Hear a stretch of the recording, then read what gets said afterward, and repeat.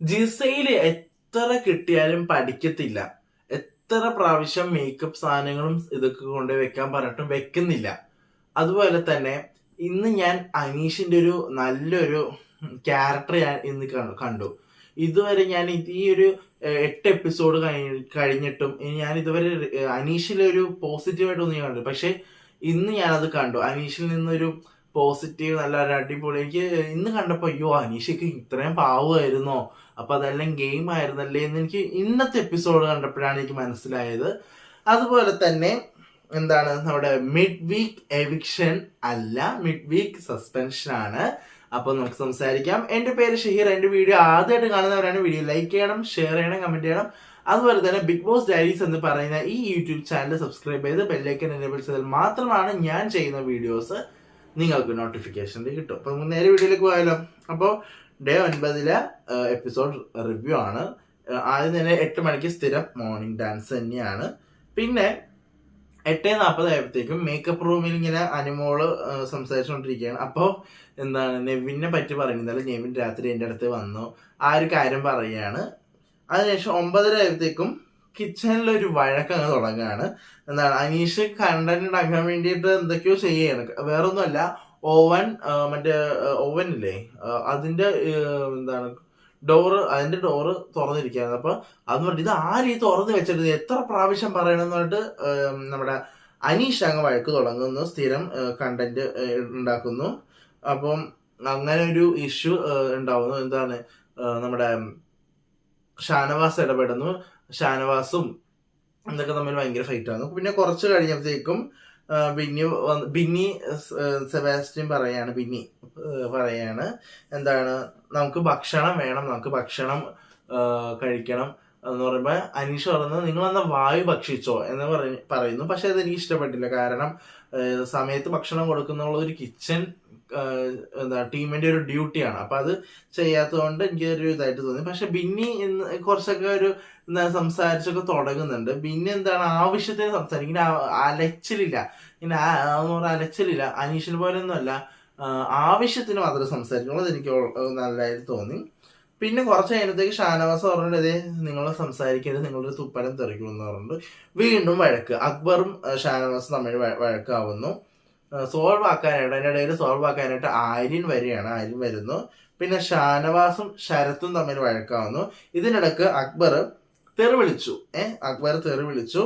എന്താണ് ഒനിയലാണെങ്കിൽ ഒനിയലും ഷാനവാസും പോയിട്ട് big boss എന്നെ തെറി പറഞ്ഞു, ഇത് സമ്മതിക്കില്ല എന്ന് ക്യാമറ മുന്നിൽ പറഞ്ഞു. ഒനിയിലാണെങ്കിൽ നീ തീർന്നു എന്നുള്ള രീതിയിൽ അക്ബറിനോട് സംസാരിക്കുകയാണ്. പിന്നെ ഷാനവാസ് ശരത്തിന്റെ ഗ്രൂപ്പിസത്തെ പറ്റി പറയുന്നു.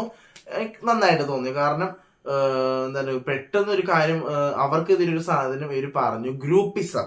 നിങ്ങൾ ഗ്രൂപ്പായിട്ട് നിങ്ങൾ ഓരോന്നൊക്കെ ചെയ്യല്ലേ എന്നൊക്കെ പറഞ്ഞിട്ട് ഷാനവാസ് സംസാരിച്ചു തുടങ്ങി. ഷാനവാസ് ഇപ്പൊ ഒരു ഗുഡ് പ്ലെയർ ആയിട്ട് വരുന്നുണ്ട് അല്ലെ. ഫസ്റ്റ് വീക്ക് പോലെ അല്ല, സെക്കൻഡ് വീക്ക് ആയിട്ട് നല്ല അടിപൊളിയായിട്ട് വരുന്നുണ്ട് ഷാനവാസ്. 10:40 ആയപ്പോഴത്തേക്കും അക്ബർ ശരത്ത് സംസാരിക്കുകയാണ്. അഭിലാഷിന് എന്ത് പറ്റി, അഭിലാഷ് ഈ കാര്യങ്ങളൊക്കെ വരുമ്പോൾ പ്രതികരിക്കണതാണല്ലോ എന്ന് പറയുമ്പോൾ പറയാണ് അല്ല അവനെ ഒന്നും ഒതുങ്ങിയിട്ടുണ്ട്. കാരണം ആദ്യത്തെ ഒരു ഹൈപ്പറൊക്കെ അതൊക്കെ പറയാണ്. പിന്നെ എന്താണ് ഷാനവാസ് പോകാനാണ് ഞാൻ കാത്തിരിക്കുന്നത്. അക്ബർ പറയാണ് ഷാനവാസ് പോകാനാണ് ഞാൻ കാത്തിരിക്കുന്നത്. ഷാനവാസ് പോകുന്ന ദിവസം ഞാൻ അവന്റെ മുന്നിൽ ചായ കുടിക്കും എന്ന് പറയുന്നു. ഇതേപോലെ തന്നെയാണ് ശരത്ത് പറയുന്നത്. ഈ ശരത്തും അക്ബറും ചേർന്നിട്ട് ഈ ഷാനവാസിനെതിരെയാണെങ്കിൽ ഷാനവാസ് ആയിരിക്കും പിന്നെ കേറുന്നത്. ഷാനവാസിന് സപ്പോർട്ട് ഉണ്ട്. കാരണം ഷാനവാസ് എന്താണ് എന്തെങ്കിലും ഈ കണ്ടന്റ് ഉണ്ടാക്കാൻ വേണ്ടിയിട്ടൊന്നും ചെയ്യുന്നില്ല. പക്ഷെ കണ്ടന്റ് ഉണ്ടാക്കാൻ വേണ്ടി ഹൈപ്പർ ആവുന്നത് അക്ബറും ശരത്തുമാണ്. പിന്നെ 11:50 ആയപ്പോഴത്തേക്കും മിഡ് വീക്ക് എവിക്ഷൻ എന്നുള്ളത് മിഡ് വീക്ക് സസ്പെൻഷൻ ആക്കിയാണ്. വേറൊന്നുമല്ല, നിങ്ങളാരും നിങ്ങൾ ഇതിൽ ഔട്ട് ആവുകയാണെങ്കിൽ തന്നെ നിങ്ങളാരും പ്രേക്ഷകരെ വോട്ടിലൂടെ അല്ല, നിങ്ങളൊരു ഇതിലൂടെയാണ് പോകുന്നത്. അതുകൊണ്ട് തന്നെ നിങ്ങൾ രണ്ടുപേരും പുറത്താവും. പക്ഷെ അത് താൽക്കാലികമായിരിക്കും. നമ്മുടെ സീക്രട്ട് റൂം പോലത്തെ സാധനം വരും. പക്ഷേ ഒന്നും കേൾക്കാൻ പറ്റാത്തൊരു ഏകാന്തത, ഒരു ഡെഡ് സോൺ എന്നാണ് അവർ പറയുന്നത്. അതിന് അതേപോലെ ഇരിക്കേണ്ടി വരും എന്നാണ് പറയുന്നത്. അപ്പൊ 6 പേർക്കായിട്ട് 500 പോയിന്റ് ഉണ്ട്, നമ്മുടെ ലക്ഷറി പോയിന്റ്, ഷോപ്പിംഗ് പോയിന്റ്. അപ്പൊ ഓരോരുത്തർക്കും 500 വെച്ചിട്ട് ഈ 2 പേര് വീട്ടിൽ നിന്ന് പോവാണെങ്കിൽ 1000 പോയിന്റ്സ് ഈ വീട്ടുകാർക്ക് കിട്ടും. അതാണ് പ്ലാൻ ഇവരുടെ. ഈ 6 പേർക്കും 500 പോയിന്റ് ഉണ്ട് ഷോപ്പിംഗ് ചെയ്യാനുള്ള. അത് കഴിഞ്ഞിട്ട് എന്താണ് നമ്മുടെ 6 പേരോട് എന്താണ് അവരെ ടാസ്ക് കളിക്കാൻ വേണ്ടിയിട്ട് 2 പേരെ സെലക്ട് ചെയ്യാൻ പറഞ്ഞു. ഈ 2 പേര് മാത്രമാണ് ടാസ്ക് ചെയ്യേണ്ടത്. ബാക്കി മറ്റേ നോമിനേഷനിൽ മിഡ് വീക്ക് നോമിനേഷനിൽ നിൽക്കുന്ന ആൾക്കാരല്ല. അപ്പോ ഇതിലൊരു ചതി നമുക്ക് കാണാം. കാരണം നമ്മുടെ അനീഷ് വന്ന എന്തായാലും 2 പേരെ സെലക്ട് ചെയ്യും. 2 പേരും അനീഷിനെതിരെ അനീഷ് തോക്കണം എന്നുള്ള രീതിയിൽ കളിക്കും. അപ്പൊ ചെറിയൊരു ഒരു കളിയാണ് നടക്കുന്നുണ്ട് പറയാം.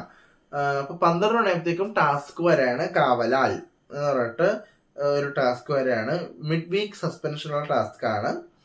അപ്പൊ ഒരാൾ 2 പേരെ തിരഞ്ഞെടുക്കണമെന്ന് പറഞ്ഞല്ലോ. അപ്പൊ അതില് രേണുസുതി വന്നിട്ട് ജിസേലിനെയും ആര്യനെയും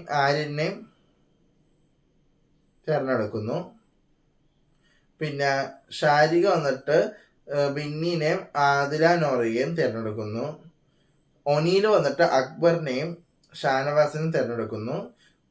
അനീഷ് വന്നിട്ട് അനുവിനെയും ശരത്തിനെയാണ് തിരഞ്ഞെടുക്കുന്നത്. അതുപോലെ തന്നെ സരിക വന്നിട്ട് നെവിനെയും അഭിലാഷിനെയും തിരഞ്ഞെടുക്കുന്നു. രണ വന്നിട്ട് ബിന്നിനെയും ശൈത്യയും തിരഞ്ഞെടുക്കുന്നു. അപ്പൊ ഇങ്ങനെയാണ് തിരഞ്ഞെടുക്കുന്നത്. 12-25 ആകുമ്പോഴത്തേക്കും ഡ്രസ്സിനെ പറ്റി ചൊല്ലി ജിസയിലും അനുവും ഭയങ്കര വഴക്കാവുകയാണ്. അതിൽ ജിസയില് മോശമായിട്ട് പറഞ്ഞു, നിനക്ക് പൊക്കമില്ല ഞങ്ങൾക്ക് പൊക്കമുണ്ടെന്ന് പറഞ്ഞു. അപ്പൊ അത് ഇതായില്ല. കാരണം ജിസയിലിന്റെ തന്നെ ജിസയിലിനിപ്പോ ഒരു വാല്യൂ പ്രേക്ഷകർക്കിടയിലുണ്ട്. പുള്ളിക്കാരി നല്ല അടിപൊളി ഇതാണെന്നുള്ളൊരു ഇതുണ്ട്. പക്ഷെ ജിസയിലിന്റെ ഇത് തന്നെ കളഞ്ഞു ഇതാക്കുകയാണ്, നശിപ്പിക്കുകയാണ് പുള്ളിക്കാരി ഫെയിം. അറിയില്ല. എന്നിട്ട് അതിന് കരഞ്ഞുകൊണ്ടൊക്കെ പോകുന്നുണ്ട്. ഭയങ്കര ചെറുപ്പം മുതലേ തന്നെ ഇങ്ങനെയൊക്കെയാണ് പറയുന്നത് എന്നൊക്കെ പറഞ്ഞിട്ട് ഭയങ്കര ഇഷ്യൂ ഒക്കെ ആയി. പിന്നെ 12:35 ആയപ്പോഴത്തേക്കും എല്ലാവരും മറ്റേ യൂണിഫോം ധരിക്കാൻ പറയുകയാണ്. പക്ഷെ ജിസയിൽ മാത്രം ഈ ഡ്രസ്സ് ധരിക്കുന്നില്ല. ഡ്രസ്സ് ഇടാത്തതുകൊണ്ട് തന്നെ ഈ കാര്യങ്ങളൊക്കെ പറയുകയാണ്. ജിസയിൽ ഇതുവരെ അതിലൊരു ഇതും ചെയ്തില്ല. ഇപ്പൊ ഇന്ന് രാത്രിയില് സ്പ്രേ ഒക്കെ എടുത്ത് അടിക്കുന്നുണ്ട്. അതൊക്കെ ശരിക്കും പറഞ്ഞാൽ തെറ്റാണ്. ബിഗ് ബോസിൽ ആരേട്ടം വന്നത് ഭയങ്കര ഫയർ ആവും. സത്യം അത്രയ്ക്കും പ്രശ്നമാവും ഇത്. അറിയില്ല, നമുക്ക് നോക്കാം. 1 മണിയായപ്പോഴത്തേക്കും നമ്മുടെ അനു വന്നിട്ട് അനു കരയുന്നു. ശൈത്യ സമാധാനിപ്പിക്കാനായിട്ട് അവിടെ ഇരിക്കുന്നു. പിന്നെ 1:25 ആയപ്പോഴത്തേക്കും നെവിൻ ഒളിച്ചിരുന്ന് തക്കാളി കഴിക്കുന്നു. നൂറ അത് കണ്ടുപിടിക്കുന്നു. നൂറ നെവിനും കൂടി ഒരുമിച്ചിരുന്ന് തക്കാളി കഴിക്കുന്നു. ഇതാണ് അവിടെ നടക്കുന്നത്. അത് 3:05 ആയപ്പോഴത്തേക്കും അവരുടെ ടാസ്ക് വരെയാണ് കോയിൻ വേട്ട. ഒരു മഡ് പിറ്റ് ഉണ്ടാവും, ചിലൊരു ചെളി നിറഞ്ഞ ഒരു ഏരിയ ഉണ്ടാവും. ആ ഏരിയന്റെ അകത്ത് കുറച്ച് കോയിൻസ് ഉണ്ടാവും. അപ്പൊ ഈ സഹായികൾ ഇപ്പോ 6 മിഡ് വീക്ക് എവിഷനിൽ നിൽക്കുന്ന 6 പേര് 2 സഹായികൾ വെച്ച് ചെയ്തിട്ടില്ലേ, ആ സഹായികൾ വേണം ഇത് ചെയ്യാൻ. അത് ചെയ്യണമെന്ന് വെച്ചാൽ ഒരു വെള്ളം ഉണ്ടാവും. ആ വെള്ളത്തില് താക്കോലുണ്ടാവും. താക്കോൽ എടുത്തിട്ട് അടുത്തുള്ള ഒരു പെട്ടി ഉണ്ടാവും. ആ പെട്ടി തുറന്നിട്ട് അവർക്ക് ഇടാനുള്ള വസ്തുക്കൾ എന്ന് വെച്ചാല് ഇപ്പൊ മണ്ണിലേക്ക് ഇറങ്ങുന്നുണ്ട്, ഇവിടെ ഇടാനുള്ള ഒരു സേഫ്റ്റി ആയിട്ടുള്ള സാധനങ്ങൾ ഉണ്ടാവും. അതിട്ടിട്ട് ആ മണ്ണിൽ ഇറങ്ങണം, കോയിൻ എടുക്കണം. ഇതാണ് സംഭവം ചെയ്യേണ്ടത്. ഇതെല്ലാവരും ചെയ്യും. എല്ലാവരും ചെയ്യുമ്പോഴത്തേക്കും ശരത് ഇതുവരെ ഇവന്റെ ഇത് താക്കോല് കണ്ടുപിടിക്കില്ല. പക്ഷെ അനുമോളും ഭയങ്കര വെപ്രാളം ഇതൊക്കെ ചെയ്തുകൊണ്ടിരിക്കുകയാണ്. അപ്പൊ നമ്മുടെ അനു വന്നിട്ട് അവസാനമാണ് എല്ലാവരും ഇതിലിറങ്ങിയതിനു ശേഷം, കുറെ കഴിഞ്ഞതിന് ശേഷമാണ് അനു വന്നിട്ട് ഇതിലിറങ്ങുന്നത്. അനു ഇറങ്ങുന്നു, എല്ലാവരും ടാസ്ക് കംപ്ലീറ്റ് ആക്കുന്നു. അതിനുശേഷം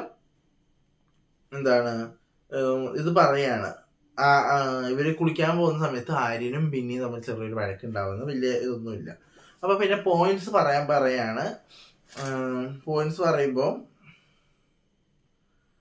ഒനീലിന് 12 പോയിന്റ് കിട്ടുന്നു. രേണുസുതിക്ക് 13 കോയിൻസ് കിട്ടുന്നു. രണ ഫാത്തിമയ്ക്ക് 15 കിട്ടുന്നു. ഷാരികക്ക് 9 ഇത് കിട്ടുന്നു. സരികക്ക് 14 ഇത് കിട്ടുന്നു. 14 കോയിൻസ് കിട്ടുന്നു. പിന്നെ അനീഷിന് 3 പോയിന്റും കിട്ടുന്നു. അപ്പൊ ഇത്രയാണ് കിട്ടുന്നത്. അനീഷിന് ഇത്രയും കിട്ടുന്നു. അപ്പൊ ഇവര് ഓരോ പൊസിഷനായിട്ട് പറയാണ് 6 മുതൽ 1 വരെ പൊസിഷൻ. അതിൽ രന ഫാത്തിമ 15 കിട്ടിയതുകൊണ്ട് 6 പോയിന്റ് കിട്ടുന്നു. സരികക്ക് 14 പോയിന്റ് കിട്ടിയതുകൊണ്ട് 5 പോയിന്റ് കിട്ടുന്നു. നമ്മുടെ രേണു സുധിക്ക് 13 ഇത് കിട്ടിയതുകൊണ്ട് 4 പോയിന്റ് കിട്ടുന്നു. പിന്നെ ഒനീലിന് 12 തീർത്തോണ്ട് 3 പോയിന്റ് കിട്ടുന്നു. ഷാരികക്ക് 9 കിട്ടിയത് 2 പോയിന്റ്. അനീഷിന് 3 പോയിന്റ് ആയതുകൊണ്ട് 1 പോയിന്റ് കിട്ടുന്നു. ഇതില് പോകാൻ ഇപ്പൊ ഈ ഒരു ഇത് വെച്ചിട്ടാണെങ്കിൽ പോകാൻ ചാൻസ് ഉള്ളത് അനീഷും ഷാരികയായിരിക്കും പോകാൻ ചാൻസ് ഉള്ളത്. 5-50 അനീഷ് എന്താണ് നമ്മുടെ ഷാനവാസിനോട് ഭയങ്കര രീതിയിൽ ഭയങ്കര എന്താണ് കാമായിട്ട് ഒരു നമ്മളിപ്പോ ഗെയിം കളിക്കുന്നില്ല എന്നുള്ള രീതിയിൽ തന്നെ എന്താണ് അനീഷ് ഇവരോട് സംസാരിക്കണം. അത് കണ്ടപ്പോൾ എനിക്ക് ഭയങ്കര സന്തോഷം. കാരണം അനീഷ് ഇത്രയും നാളും എല്ലാവരും ശത്രുവായപ്പോ പെട്ടെന്ന് ഈ എല്ലാവരും ഒരുമിച്ചിരുന്ന് അനീഷായിട്ട് സംസാരിക്കുന്നത് കണ്ടപ്പോൾ എനിക്ക് ഭയങ്കര സന്തോഷമായി. കാരണം അനീഷിന്റെ ഒരു ഭാഗം നമ്മൾ കണ്ടു, പിന്നെ ഒരു ഭാഗം എന്താണെന്ന് അറിയില്ല. പക്ഷെ ഇത് ഇന്ന് കണ്ടപ്പോൾ എനിക്ക് ഭയങ്കര സന്തോഷമായി. അനീഷ് ഇങ്ങനെ തന്നെ കളിക്കണം. ഗെയിമായിട്ട് കാണുന്നുണ്ട് പുള്ളിക്കാരൻ. പുള്ളിക്കാരൻ കണ്ടന്റ് മേക്കർ ആണ് ബിഗ് ബോസിലെ. പുള്ളിക്കാരൻ ഉണ്ടെങ്കിൽ അടിപൊളിയാണ് എന്ന് ഇപ്പൊ എനിക്ക് തോന്നി. ഇന്നലെ വരെ ഞാൻ അനീഷിനെ പറയാത്തൊന്നും ഉണ്ടായില്ല. അനീഷ് ഗെയിം ബോറാണെന്ന്. പക്ഷെ ഇന്ന് എനിക്ക് അനീഷിന്റെ ഒരു എനിക്ക് ഇഷ്ടപ്പെട്ടു, കൊള്ളാം. പിന്നെ നമ്മുടെ ഷാരിക കുറച്ച് കഴിഞ്ഞത്തേക്ക് ഷാരിക രേണുവിനെ മോട്ടിവേറ്റ് ചെയ്യുന്നു. നിങ്ങളൊരു സ്ത്രീയാണ്, നിങ്ങൾ ഇത്രയും ഇതായിട്ട് തന്നെ ഒരു വിധവയായിട്ട് തന്നെ നിങ്ങൾ മുന്നോട്ട് വന്നു, അപ്പൊ നിങ്ങൾ ഇങ്ങനെ തന്നെ പോകണം എന്ന് പറഞ്ഞിട്ട് ഷാരിക രേണുവിനെ കുറെ മോട്ടിവേറ്റ് ചെയ്യുന്നു. പിന്നെ 8:25 ഒരു സെൽഫ് ഇൻട്രോ ടാസ്ക് വരെയാണ്. നമ്മുടെ സ്ഥിരം ബിഗ് ബോസിൽ കാണുന്ന നമ്മുടെ ജീവിതകഥ, അതാണ് സംഭവം. അത് ഒരിടത്ത് എന്നാണ് ടാസ്കിന്റെ പേര്. അപ്പോൾ ഇവര് ഇത് പറയാനായിട്ട് പോകുന്നു. ഇതിനിടയ്ക്ക് ജിസയിൽ സ്പ്രേ അടിക്കുന്നു കേട്ടോ. അപ്പൊ ഞാൻ ഇങ്ങനെ ആലോചിച്ച് ഇതൊന്നും ഇവര് ബിഗ് ബോസ് മേടിച്ച് വെച്ചില്ലേ എന്ന് പറയാണ് ഞാൻ വിചാരിച്ചിരിക്കണം. അപ്പൊ ഇവരെല്ലാവരും ആക്ടിവിറ്റി റൂമിൽ പോയപ്പോഴത്തേക്കും ബിഗ് ബോസിലെ അനേർപ്പുറത്തിൽ 2 പേര് വന്നിട്ട് ജിസേലിന്റെ തുണി മണി സാധനങ്ങളും എല്ലാം അങ്ങ് എടുത്തണ്ട് അങ്ങ് പോവാണ്. ജിസേൽ ഒന്നും അറിയുന്നില്ല. ഇപ്പൊ നാളെ എന്റെ ലിപ്സ്റ്റിക് ആരെടുത്ത, എന്റെ സ്പ്രേ ആരെടുത്തെന്നുള്ളത് ചിലപ്പോൾ രാവിലെ തുടങ്ങും, എനിക്ക് അറിയത്തില്ല. പിന്നെ 8:55 ഷാരികയുടെയും ഉനിയുടെയും ജീവിതകഥ കാണിക്കുകയാണ്. പ്ലസിലും ഇങ്ങനെ തന്നെയാണ് കേട്ടോ. പ്ലസിലും നമ്മുടെ ഷാരികയുടെയും ഒനിയുടെയും ജീവിതകഥ തന്നെയാണ് കാണിക്കുന്നത്. വലിയ ഇമ്പോർട്ടന്റ് ഇതില്. പക്ഷെ എനിക്ക് ഇന്നത്തെ എപ്പിസോഡിൽ അനീഷിന്റെ ഒരു ഭാഗം ഞാൻ കണ്ടു. എനിക്ക് ഭയങ്കര സന്തോഷമായി. ജിസേൽ ഇങ്ങനെ പോവാണെങ്കിൽ നെഗറ്റീവ് ആവും. പിന്നെ നാളത്തെ പ്രൊമോ എന്താണെന്ന് വെച്ചാൽ വേറെ അടുത്ത ടാസ്ക് വരെയാണ്. അടുത്ത ടാസ്കില് എന്തൊക്കെയോ എന്താണെന്ന് അറിയില്ല, എന്തൊക്കെയോ വരുന്നുണ്ട്. ലോജിക്ക് വേണ്ടതെന്നൊക്കെ ബിഗ് ബോസ് പറയുന്നുണ്ട്. വലിയൊരു സംഭവമായിട്ട് എനിക്ക് തോന്നിയില്ല പ്രൊമോയില്. പക്ഷെ നോക്കാം എങ്ങനെ ഉണ്ടാകുമെന്ന് നമുക്ക് നോക്കാം. അപ്പോൾ ഇത്രയേ ഉള്ളൂ, കഴിഞ്ഞു. ഇനി പുതിയൊരു അപ്ഡേറ്റും പുതിയൊരു വിശേഷമായിട്ട് ഞാൻ നാളെ വരുന്നതാണ്. അപ്പോൾ അതായിരിക്കും ബൈ.